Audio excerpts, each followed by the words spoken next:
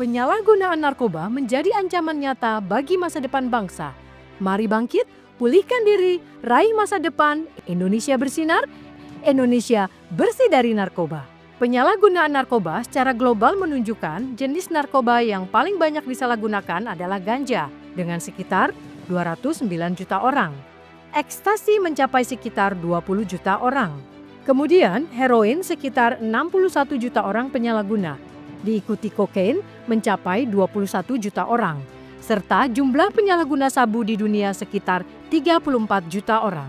Bagaimana gambaran situasi di tanah air? Adanya peningkatan angka prevalensi penyalahgunaan narkoba tahun 2019 1,80%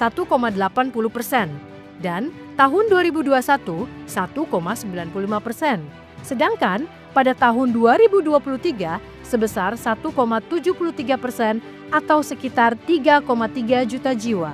Penyalahgunaan narkoba menjadi pintu masuk menuju adiksi. Apa itu adiksi narkoba? Adiksi adalah penyakit otak kronis bersifat kambuhan akibat penggunaan narkoba. Adiksi disebut juga ketergantungan yang ditandai penggunaan narkoba secara terus-menerus meskipun terdapat efek yang membahayakan. Gejala adiksi ditandai dengan adanya peningkatan dosis dan frekuensi penggunaan narkoba serta timbul gejala psikis dan fisik ketika penggunaan narkoba dihentikan. Narkoba dapat mengubah struktur dan cara kerja otak. Bagaimana adiksi terjadi pada otak? Dopamin merupakan zat kimia alami di dalam otak yang berfungsi mengirim pesan antar sel-sel saraf. Dopamin berperan besar dalam mempengaruhi emosi dan sensasi kesenangan. Dopamin bekerja pada bagian otak yaitu ventral tegmental yang merupakan pusat rasa senang dan merangsang bagian nucleus accumbens, prefrontal cortex, globus pallidus, dan batang otak. Otak yang sehat memiliki sistem komunikasi yang berjalan seimbang. Namun jika narkoba masuk, maka akan mengacaukan sistem komunikasi otak sehingga bekerja tidak semestinya. Penggunaan narkoba akan membanjiri otak dengan dopamin. Produksi dopamin alami menjadi berkurang sehingga tubuh membutuhkan narkoba terus-menerus untuk mendapatkan rasa nikmat yang dihasilkan dopamin. Bagian otak prefrontal dirusak oleh narkoba sehingga mengganggu fungsi pengambilan keputusan.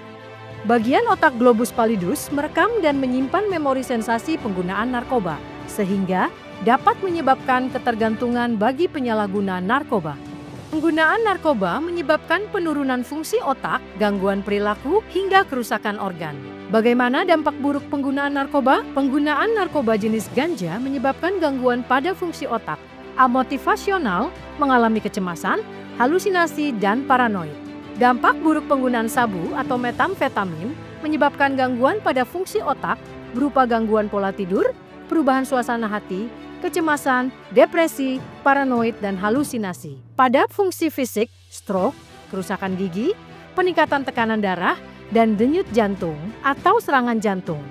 Kerusakan hati atau sirosis, kerusakan fungsi pernafasan, kerusakan fungsi ginjal, dan disfungsi seksual. Penggunaan heroin menyebabkan dampak buruk pada gangguan fungsi otak, yaitu kesulitan konsentrasi, apatis, dan pupil menyempit. Sedangkan gangguan pada fisik berupa rasa nyeri pada seluruh tubuh, mual, muntah, kerusakan hati atau sirosis, HIV/AIDS apabila menggunakan dengan jarum suntik yang tidak steril, hingga kematian karena overdosis.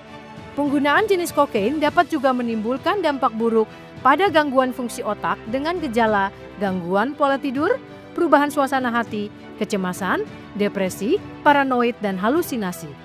Perubahan fungsi fisik dapat menyebabkan peningkatan tekanan darah dan denyut jantung atau serangan jantung, kerusakan hati atau sirosis, kerusakan fungsi pernafasan, dan disfungsi seksual. Adiksi adalah penyakit dan setiap penyakit bisa ditangani, salah satunya dengan rehabilitasi. Rehabilitasi adalah langkah pertama menuju hidup yang lebih baik. Pulih itu mungkin. Semua bisa dimulai dari satu keputusan. Ayo, rehabilitasi. Pemulihan bukan hal yang mudah, tapi dengan dukungan BNN, harapan itu menjadi lebih nyata. Bagi mereka yang terjebak adiksi, BNN membuka pintu pemulihan melalui layanan rehabilitasi yang terintegrasi.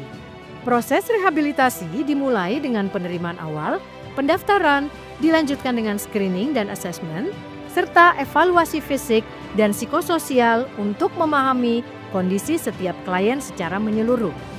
Kemudian, program dilanjutkan dengan terapi kelompok, konseling individu, dan kegiatan vokasional untuk memulihkan aspek psikososial. Dengan pendekatan biopsikososial, BNN memastikan pemulihan berjalan menyeluruh. Salam sehat tanpa narkoba. Saya Martinus Hukom, Kepala Badan Narkotika Nasional Republik Indonesia, mengajak seluruh lapisan masyarakat Indonesia untuk bersinergi dan berkolaborasi bersama BNN dalam upaya pencegahan dan pemberantasan penyalahgunaan dan peredaran gelap narkotika. Dan kepada siapa saja yang saat ini masih terjebak dalam candu narkoba, segera laporkan diri ke institusi penerimaan wajib lapor terdekat untuk mendapatkan layanan rehabilitasi gratis. BNN siap membantu Anda. Harapan untuk hidup lebih baik itu ada. Mari bangkit, pulihkan diri, raih masa depan yang lebih baik. Salam Indonesia bersinar, bersih dari narkoba.